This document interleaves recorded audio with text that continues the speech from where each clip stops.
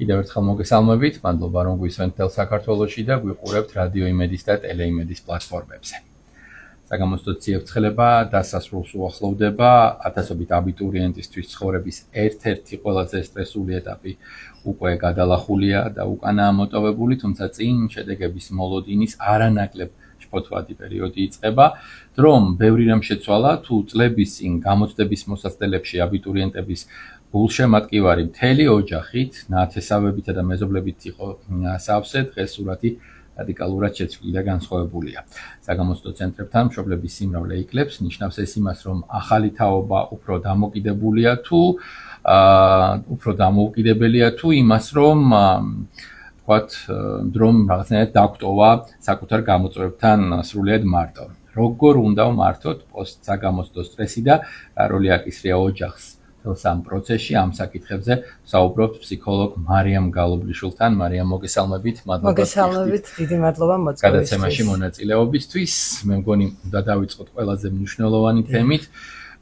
როგორ უნდა გადავიტანოთ ეს პოსტსაგამოცდო სტრესი, ახლა მოლოდინის რეჟიმი, რა შედეგები დავდეთ და მინდა დროშიც ასევე რა განსხვავებებია, ესეც დაგვანახოთ და ავხსნათ თქვათ ჩვენ დროს. მე მახსოვს, რომ მართლა მთელი ოჯახით ვიყავით გამოცდებზე წარმოდგენილი და ყველას თავთავისი როლი ჰქონდა გადანაწილებული. ვიღაცას წყალი ეჭირა ხელში, ვიღაცა ამბავს კითხულობდა, ვიღაცა გვინიავებდა ასე შემდეგ. ახლა მარტო ფიტიან ძირითად ნაწილში აბიტურიენტები და თავად სურთ საკუთარ თავს და შემდეგ ალბათ ოჯახსაც დაუმტკიცონ რა შეუძლიათ. როგორი რეალობაა, რა რეალობის წინაშე ვართ და როგორი ხსნება ეს? ნამდვილად შეიცვალა თაობათა შორის დამოკიდებულება თვითონ ბავშვების აბიტურიენტების მიმართ. აბიტურიენტებიც ცხადია შეიცვალნენ, ადრე უფრო მეტად იყო ეს კოლექტივიზმი, რაც გულისხმობს ეს ოჯახის ერთობა, ყველა ერთად მიდიოდა, მარტო ოჯახი არ ნათესავებიც იქ იყვნენ, მერე იყო ეს რეკვა და ასე შემდეგ. ეხლა უფრო ინდივიდუალიზმია, ეს განაპირობა რა თქმა უნდა დროებამ შეიცვალა, აი ინტერნეტთან წვომაც ძალიან მნიშვნელოვანია, იმიტომ რომ აი თუნდაც ლოჯისტიკისთვის გაყავდათ ადრე მშობლები და სანათესაო გამოცდაზე, ბავშვმა ისიც არ იცოდა სად უნდა მივიდეს, სად უნდა დაჯდეს, როგორ უნდა დარეგისტრირდეს. ახლა ყველაფერი ონლაინ არის და მარტივად. პლატფორმები არსებობს, ტუტორიალებიც დევს ყველაფრის აბსოლუტურად. აქედან გამომდინარე, მოზარდი უფრო დამოუკიდებელი ხდება, აღარ არის საჭირო ეს მშობლების, ასე ვთქვათ, იქ ყოფნა ფიზიკურად. თუმცა ადრე ასევე გვერდში დგომაც და გამხნევებაც ადამიანის აღიქმებოდა თვითონ ფიზიკურად იქ ყოფნით და ეხლა ეს დამოკიდებულება შეიცვალა, აი ფსიქოემოციურად უჭერენ ხოლმე უფრო მეტად მშობლები მხარს ბავშვებს და აღარ არის საჭირო რომ ფიზიკურად მშობელი იქ იყოს. თუმცა რა თქმა უნდა გამონაკლისი ყველგან არსებობს, თუ თვითონ ბავშვს უნდა და აქვს ამის სურვილი რომ მშობელს ფიზიკურად ხედავდეს იქ, ესეც არ არის არანაირი პრობლემა. ბავშვთან საუბარი ძალიან მნიშვნელოვანია, მშობელი უნდა დაეკითხოს. ხანდახან როცა მშობელი ძალიან მღელვარია, პირიქით ეს ბავშვისთვის დამატებითი სტრესია, იმიტომ რომ მშობლის ემოციები ზოგადად ძალიან დიდ გავლენას ახდენს ყველაზე. მნიშვნელობა არ აქვს ეს ბავშვია თუ უკვე დასრულია და აღარ იცის უკვე აბიტურიენტმა რა გააკეთოს, იაზრონოს, მშობლის ემოცია დაარეგულიროს, თავისი ემოციები დაარეგულიროს თუ საერთოდ რა ქნას. ამიტომ ამ საკითხზე ოჯახში უნდა იყოს რაღაც გარკვეული წინასწარი შესაძლებლობა. კი ბატონო, მოდიხარ თუ არა გამოცდაზე და საინტერესოა მარიამ, თავად ვთქვათ მოზარდების ადამიანების, რომლებიც მნიშვნელოვან ცხოვრების ეტაპზე არიან გადასულები და ფაქტობრივად ამ გამოცდით საკუთარ თავს უმტკიცებენ, რომ აქვთ სრულფასოვანი უფლება, რომ ეს ახალი ეტაპი დაიწყონ. როგორ ხედავენ და როგორ აფასებენ ისინი ამას, როგორ არის მათი წარმოდგენით გამლილი გზა ერთგვარი შეჯამების სახით გამოხატული გამოცდებზე. თუ ეს გონიათ, რომ ჩვეულებრივი რიგითი შეიძლება ყოველდღიური გამოწვევა იყოს, რომელიც ერთ-ერთია და უნდა გადალახონ, რას უმტკიცებენ საკუთარ თავს და ჩვენ ეთერში შემოსვლამდე ვისაუბრეთ, რომ ის თავდაჯერებულობა, რაც მათ აქვთ ამ პროცესში, ხომ არ არის ასევე სოციალურ მედიასთან დაკავშირებული, იმიტომ რომ მათ თავისი პლატფორმები აქვთ, თავისი აუდიტორია ყავთ, მიმდევრები ყავთ, შეიძლება საჯარო გამოსვლებიც აქვთ და იმ ამხელა აუდიტორია იყოს შეიძლება უკავშირში რომ რაღაცნაირად გაგიჩნდეს შენ იმის გრძნობა რომ მე ამხელა ვთქვათ სამუშაოს ვასრულებ და ეს იმასთან შედარებით რა არის და ამ რეალობაში გამოცდამ ხომ არ დაკარგა რაღაცნაირად თავისი მნიშვნელობა. კი ბატონო, ანუ თავიდან, მე მაგალითად პირველი ნაკადი ვარ ერთიანი ეროვნული გამოცდების, საერთოდ როცა შემოიღეს და მაშინ ჩვენთვის ახლა ეს იყო სამკვდრო სასიცოცხლო ბრძოლა. ანუ არანაირი გამოცდილებაც არ გქონდა, არც ეხლა სკოლებშიც არის უკვე რაღაც გამოცდები, ბავშვები უფრო მიჩვეული არიან ამ გამოცდებს, ან დამოკიდებულება თვითონ გამოცდის მიმართ შეიცვალა, ეს აღარ არის უკვე ისეთი სამკვდრო სასიცოცხლო ბრძოლა და უკვე ეს არის აი რაღაც ცხოვრებისეული ეტაპი და ეს მართალია სხვათა შორის. ახლა რატო არის მართალი? მიუხედავად იმისა, რომ ბავშვისთვის ძალიან სტრესულია, რადგან მისთვის ეს არის პირველი გამოწვევა, პირველი ესეთი სერიოზული დამოუკიდებელი ნაბიჯი, ასე ვთქვათ, ხო? ეს გამოცდები რაც არ უნდა კარგად იყოს შედგენილი, არც აქვს მნიშვნელობა, არც ქვეყანას, არაფერს აბსოლუტურად, მაინც ვერ ასახავს და გამორიცხული არ ასახავს ბავშვის რეალური ცოდნა. ხო, იმიტომ რომ აი ერთი და იგივე ადამიანმა გამოცდა რო წეროს, ვთქვათ, რაღაც პარასკევს 3 საათზე და მე შაბათს წეროს დღის 2 საათზე განსხვავებულ შედეგს დადებს, იმიტომ რომ აქ მნიშვნელოვანი არის ემოციური ფონი, რა ჭამა, რა დალია, როგორ ეძინა, ეს ყველაფერი ძალიან მნიშვნელოვანია, ხო? აქედან გამომდინარე, არა მარტო ცოდნას, ეს გამოცდა ასევე არ ასახავს თვითონ შენს პიროვნულ ღირებულებას. აი ეს უნდა აუხსნას მშობელმა ბავშვს და ძალიან მიხარია, რომ ახლანდელი თაობა ამას ძალიან კარგად ხედავს. ხო, მე მგონი მშობლებზე უკეთი აზრებენ ამას, რომ თუ ვთქვათ იმ ხარისხში თუნდაც შეფასების თვალსაზრისით არ იქნება მათი გამოცდა შეფასებული, ამას დიდ ტრაგედიად ისინი არ აღიქვამენ და მაინც რჩება ის დაბეჭდილება, რომ ნუ თუ ახლა არ გამოვიდა, შემდეგში გამოვა. თითქოს ეს თავდაჯერებულობა, რაც ჩვენს თაობა შესაძლოა ცოტა აკლდა, ახლა აი თქვენ ახსენეთ, რომ ინტერნეტი, ანუ ზოგადად ეს აძლევს ადამიანს საკუთარ თავის გამოხატვის საშუალებას. აქედან გამომდინარეც მოდის ეს თვითდაჯერებულობა. აი მაგალითად ადამიანს, რომელსაც გამომწერები ავიღოთ, ხო, ძალიან ბევრი გამომწერი ყავს და მე აბარებს ამ ეროვნულ გამოცდებს, ხო, აბიტურიენტია, მას უფრო დიდი თავდაჯერებულობაც აქვს, ხო, იმიტომ რომ ამდენი ადამიანი მაფოლოვებს, ასე ვთქვათ, ხო, ამდენი ადამიანი, ესე იგი რაღაც სწორს ვაკეთებ, ესე იგი რაღაც ღირებულს ვაკეთებ, ანუ თავისი თავი უკვე რაღაცნაირად დამკვიდრებული აქვს, ხო, თქვათ სოციალურ ქსელში და ეს ადრე ამის საშუალება ნამდვილად არ იყო.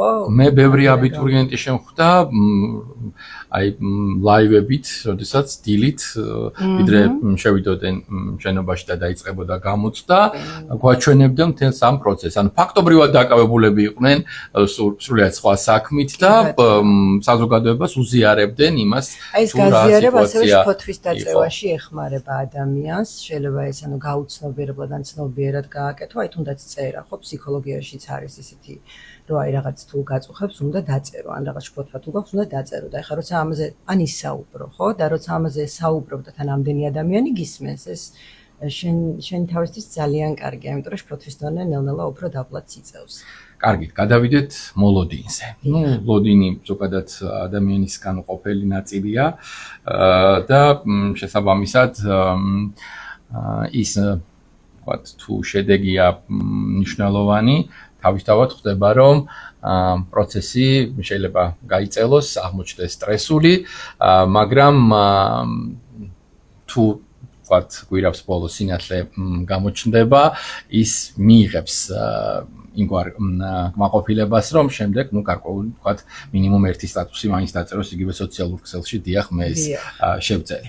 როგორ მართოთ ეს ლოდინის ეტაპი, ვიდრე უშუალოდ შედეგები დადგება, რა უნდა გააკეთოს აქ მშობელმა, თავად აბიტურიენტმა და თუ ის შედეგი არ იყო, რაც ერთგვარ ვთქვათ აი ამ მოლოდინს ხო გაამართლებს, ასეთ ეგოს დაგვიკმაყოფილებს, მაშინ როგორ უნდა მოვიქცეთ? აი დასაწყისში ახსენეთ, რომ ეს მოლოდინი არის განუყოფელი ნაწილი და აი მოლოდინი ზოგადად შფოთვის გამომწვევი მთავარი ასე ვთქვათ პროცესია და აქედან გამომდინარე კი ეს შფოთვა რომელიც თან ახლავს უკვე გამოსახო დამთავრდა მაგრამ მაინც გვაქვს შფოთვა იმიტომ რომ პასუხებს ველოდებით ვერ ვისვენებთ აი ზაფხულია მაგრამ მაინც ვერ ვისვენებთ აი ზაფხული ძალიან კარგი პერიოდი არის ზუსტად იმისთვის რომ შემდეგ ყურადღების გადატანა მოხდეს ბავშვებს ურჩევა აი ფიზიკური აქტივობა ცურვა სეირნობა დასვენება რა თქმა უნდა ეს ყველაფერი ძალიან მნიშვნელოვანია ყურადღების აი რაც მოხდა რაც ვწერე აი ესეც დამოკიდებულება აღარ არის საჭირო იქ რაღაცების გარკვევა ნუ შეიძლება ერთხელ ის რომ დამეწერა ეს რომ გამეკეთებინა და ასე შემდეგ ეს იწვევს ზედმეტ შფოთვას აი თემა უნდა ჩაიხუროს დროებით სანამ პასუხები იქნება და მშობლის მხრიდან გამხნევება გულისხმობს იმას რომ თავარი მესიჯი რაც მშობელმა ბავშვს უნდა მიაწოდოს რომ შენი ღირებულება გამოცდების პასუხით არ განისაზღვრება და მე შენთან ვარ რაც არ უნდა მოხდეს და ამით არაფერი დიახ აი ეს არის მთავარი მესიჯი და არა ის რომ აი ამდენ ხანს გამზადებდი აბა ეხლა ვნახოთ რა პასუხები მოვა ეს ქულა როგორ გამოიტანე როგორ შედარების მომენტი რომ აი იმან ესე წერა შენ ასე წერე აი ესეთი რაღაცები რა თქმა უნდა არ უნდა იყოს მაქსიმალური მხარდაჭერა მშობლისგან მარიამ როგორ წარმოგვიდგენია ჩვენი რეალობა 5 ან თუნდაც 10 წლის შემდეგ. როდესაც არჩევანს ვაკეთებ დამოუკიდებლად, მე მგონი ახლა ამ თაობას ეს ნამდვილად კარგად გამოსდის ყოველ შემთხვევისთვის საკმაოდ პრინციპულები არიან თავის გადაწყვეტილებაში, თუ ადრე გვიწევდა ვთქვათ, მშობლისთვის მოგვესმინა გარკვეული საგვარეულო, ასე ვთქვათ, ტრადიცია, პროფესია აგვერჩია და გაგვეგრძელებინა, ახლა ასე არ არის. მე მინდა და მორჩა. რა რეალობის წინ შეიძლება აღმოჩნდეთ, ვთქვათ, აი გარკვეული პერიოდის შემდეგ. თან ერთის მხრივ გამოცდები როგორც ძალიან მნიშვნელოვანი ცხოვრების ეტაპი ეს არა მხოლოდ ვთქვათ კონკრეტული საგნის გამოცდაა, ხო? ასეთი გამოცდები ხშირ შემთხვევაში ჩვენ გვზრდის და დამატებით ვთქვათ შესაძლებლობებს გვცენს და უნარებს, ხო? როგორ უნდა დარჩეს ასევე ვთქვათ მნიშვნელოვან ეტაპად ცხოვრებაში და მეორეს მხრივ ის რომ ჩვენ რა შეიძლება ვთქვათ გავაკეთოთ, რა რეალობაში შეიძლება აღმოჩნდეთ, თუნდაც აი ამ ციებ ცხელების დროს. რა შეცვლის ეპოქა, თუ ლაპარაკობთ რომ დრომ თავისი გავლენა უკვე იქონია და ჩვენ მოვიყვანეთ ეს კონტრასტები, შემდეგ როგორ წარმოგიდგენიათ, რა რეალობა იქნება? აი თქვენ ხა ახსენეთ მშობლის გავლენა არჩევანის გაკეთებაზე. აი აქაც აი დაახლოებით რა მინდა იცი რა ვთქვა, რომ აი 25 წლამდე ზოგადად ტვინიც არ არის ჩამოყალიბებული თავიდან ბოლომდე. აქედან გამომდინარე ესეთი ასაკია, რომ დამოუკიდებლად გადაწყვეტილების მიღება ის სრულად აი ჩამოყალიბებულად საკმაოდ რთულია. შეიძლება ადამიანი არჩევანში შეცდეს. რომ შეცდეს ეს არ აუშავს პროფესიის შეცვლაც ჩვეულებრივ გვაძლევს საშუალებას. მობილობა, უამრავ საშუალებას. არანაირი პრობლემა, ანუ არც მას არ უნდა უყუროს დიდად ტრაგიზმით, არც მშობელმა, არც ბავშვმა, ხო? მაგრამ ანუ მშობელმა უნდა მისცეს რაღაც მიმართულება, თუმცა ბავშვი არ უნდა მოხდეს მშობლის აუსრულებელი სურვილის სუბლიმირება, ასე ვთქვათ, აი მაგალითად მშობელს თუ უნდა და ყოფილიყო იურისტი და ვერ შეძლო რაღაც გარკვეული მიზეზების გამო, აი ხშირად ბავშვს შთააგონებს, რომ მოდი გახდი იურისტი, ან მოდი გახდი ექიმი, რაც რა თქმა უნდა არასწორია და მშობელმა უნდა გამიჯნოს ბავშვის შესაძლებლობები, აი რა უყვარს ბავშვს და დააკვირდეს. ბავშვიდან მოყოლებული, აი 5 წლის ასაკიდან მოყოლებული რით ითამაშობდა, რა მოსწონდა, რა არ მოსწონდა, რა გამოსდის, რა არ გამოსდის და აი ამ ყველაფრის გათვალისწინებით მას რა თქმა უნდა მისცეს რაღაც ჩარჩო, ასე ვთქვათ, ან რაღაც აი უნდა მიახვედროს ბავშვს, ხო? უნდა დაინტერესდეს ამ საკითხით, თუმცა ესე რაღაც ფერენტული რო იყოს ამ საკითხის მიმართ, ესეც არ არის ნორმა, რომ აი ბავშვი უთხრას წადი შენ თვითონ გადაწყვეტე რაც გინდა. მაგრამ უნდა დააკვირდეს ასევე აი თავის აუსრულებელ სურვილებს. აი სპორტსმენებზე შემიძლია თქვა, თუ მე ვერ გავხდი სპორტსმენი და მინდოდა სპორტსმენობა, შეიძლება აი რაღაც ბავშვი წავიყვანო სპორტზე და მთელი ჩემი, ასე ვთქვათ, ენერგია ჩავდო, რომ არიქა როგორმე გამოვიდეს ეს სპორტსმენი. ყველაფერს რომ თავისი ადგილი ქონდეს ცხოვრებაში და თავისთავად გვინდა ასე, იმიტომ რომ ის უფრო მრავალფეროვანი და საინტერესოა. რა შეგვიძლია გავაკეთოთ ამისთვის? ვთქვათ, თქვენ აღნიშნეთ და შემოვიდოდით, რომ ყველაფერში ბალანსის დაცვა, ზღვის დაცვა არის მნიშვნელოვანი. რამდენად გვაძლევს შესაძლებლობას, ვთქვათ, ეპოქა, ნანოტექნოლოგიები, საუკუნე სადაც ცხოვრობთ, აი ამ ზღვის დაცვის შესაძლებლობას? კი ბატონო, სად არის თქვათ მშობლის როლი ამ პროცესში, რომ მას ერთის მხრივ ესმის ცხოვრებისეული გამოცდილება აქვს მეტი, რომ ის რაც თქვათ ახლა ხდება შესაძლოა მერე გამოადგეს თავის შვილს ცხოვრებაში და ერთის მხრივ რა უნდა გააკეთოს, რომ ეს დაანახოს, გარკვეული მინიშნება მაინც მისცეს, თუ ბოლომდე ვერ შეძლებს გააზრებას და თან არ დაკარგოს შვილის როგორც ინდივიდის თქვათ სურვილები. საერთოდ გამოცდილება, პრაქტიკა, ხო? ყველაზე უფრო მნიშვნელოვანია, ამიტომ ეს მშობელს რა თქმა უნდა რაღაც აზრი მოეკითხება და უნდა დაეკითხონ კიდეც შვილები, მაგრამ ახლა ახლანდელ თაობას ეს წვდომა ინტერნეტთან, ხო, ინფორმაციასთან ზოგადად უფრო მეტი აქვთ, ხო? აქედან გამომდინარე, რაღაც ბალანსი უნდა შედგეს ამ მშობლებზე უკეთებენ ამას. კი, ამაშია ზუსტად საქმე, რომ წვდომა ზოგადად მთელ სამყაროსთან ინტერნეტთან ინფორმაციული გაცილებით უფრო დიდი აქვს. ხო, ახლა ძალიან ტრენდულია, მაგალითად სლოგანები, რომელიც მესმის YouTube ყველაზე კარგი უნივერსიტეტია. თუ შენ გინდა მიიღო ცოდნა, უამრავი ასეთი პლატფორმაა, სადაც თქვათ ამ ცოდნის მიღების არანაირი პრობლემა არ არის. გვესმის ეს უკვე. კი, იცით როგორ არის, YouTube მართლა ძალიან კარგი პლატფორმაა, ნამდვილად ძალიან ბევრი შეიძლება რომ ადამიანმა ის მაგალითად ენა შეიძლება დამოუკიდებლად სახში YouTube-ის მეშვეობით, ან ვარჯიში, ან უამრავი რაღაც, მაგრამ უნივერსიტეტი ხო არ არის, ან თუნდაც სკოლა, მხოლოდ სწავლა, ეს არის სოციალური ურთიერთობები, ხო? დასაკვირველია. რასაც რა თქმა აი ამ ეპოქაში მაშინ ამ ინსტიტუციების როლი რა არის? სოციალური ურთიერთობები. სოციალური ურთიერთობების უნივერსიტეტების როლი ვთქვათ რა არის? იმიტომ რომ არანაკლებ მოლოდინი გქონდა ჩვენ 1 სექტემბრის, როდესაც მივიდოდით და სასწავლო წელი დაიწყებოდა ამ შეხვედრის, ამ გაცნობის პირველკურსელების და შემდეგ უკვე ვთქვათ მთელი საუნივერსიტეტო სტუდენტური წლების გატარების. რეალური ურთიერთობები, რეალური ურთიერთობები ყავთ. არც ახლანდელი თაობა არ უარყოფს ამას, რომ რეალური ურთიერთობები ძალიან მნიშვნელოვანია, სოციალური ურთიერთობები და ამას მეტი ჩვენ არც ვიცოდით ფაქტობრივად, თუმცა ახლა ხშირად მინახავს ისეთი სიტუაცია, კონკრეტული დაბადების დღე მაგალითად, სადაც 10 ადამიანია და 10-ის ტელეფონში აქვს დაბჭაყოფილი და სად არიან არც იციან. ეს ტელეფონი უფრო არის საკუთარი თითქოს რაღაც ინდივიდუალური სამყარო გაქვს ცალკე შექმნილი, როცა მინდა თქვენ ვზივართ ერთად, მე თუ ამოვიღებ ტელეფონს და ჩავიხედავ, უკვე თქვენ ძალიან ნეგატიური განცდები გექნებათ და ეს იწვევს ზუსტად იმ დაშორებას ადამიანებს შორის, ასე ვთქვათ, ხო? ამიტომ მნიშვნელოვანი არის ბალანსი. ეს როცა მარტო ხარ, შეგიძლია განვითარებისთვის YouTube-ი ძალიან კარგი პლატფორმა, ინტერნეტთან წვდომა რა თქმა უნდა იყოს, ინფორმაციას რა თქმა უნდა მოიძიოს ახალგაზრდებმა და ძალიან ბევრი რაღაც უნდა გაიგონ, თუმცა რა თქმა უნდა ნამდვილ ადამიანურ ურთიერთობას ვერაფერი ვერ ჩაანაცვლებს. დიპლომის თემასაც მინდა რომ შევეხოთ, ისე არ მინდა დავასრულოთ საუბარი, მშობლებისთვის მაინც მნიშვნელოვანია ეს დიპლომი რა, საბუთი და ეს თაობა ვერც იაზრებს რეალურად რა საბუთი შეიძლება იყოს ასეთი ღირებული. შეიძლება რომ ვთქვათ, ჩვენ მივიღოთ ის რეალობა, როდესაც დიპლომი თავის ფუნქციას დაკარგავს. მე ვთვლი რომ ამ ეტაპზე ჯერჯერობით ალბათ არა.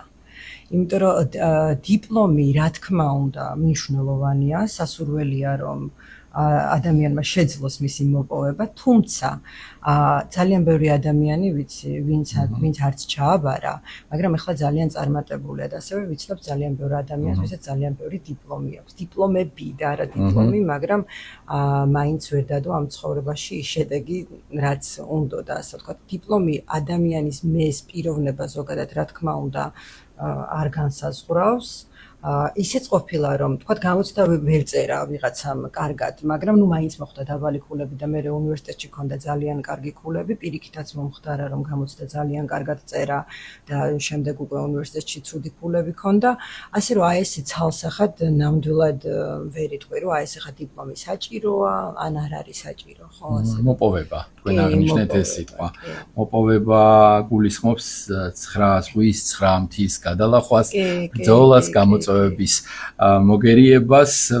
იაზრებენ ამას თუ გონიათ რომ როგორც თქვათ ზოგადად და ძალიან მომწონს ეს მათი დამოკიდებულება სიმარტივის იმ საკითხებთან დაკავშირებით, რაც შეიძლება ჩვენ უფროსებს უფრო რთულად გვეჩვენება, მოზარდებს უფრო მეტად ვთქვათ გამოსდით. მათი თვალით დანახული ეს მოპოვება დიპლომის რას გულისხმობს, რა გზას გულისხმობს იმას, რომ ვთქვათ შეუძლიათ მშვიდად წავიდნენ გამოცდაზე, ჩააბარონ, ვთქვათ შემდეგ გააგრძელონ სწავლა. აი რა არის მთელი ეს ვთქვათ დინამიკა, მთელი ეს არ ვიცი პროცესი მათთვის, მათი თვალით როგორ არის ეს სახქმული? დიახ, უფროსების აი მოპოვებ, იცით როგორ არის, აი ახლა უკვე სხვა შესაძლებლობებიც არსებობს რა, აი ამის თქმა მინდოდა, ხო? აი ვთქვათ დიპლომი არ გაქვს, ადრე არ იყო ამდენი გასაქანი, ხო? აი მაშინ რაღაც ხელობა უნდა გესწავლა, ვთქვათ, ხო? ერთადერთი გამოსავალი ეს იყო, ხო?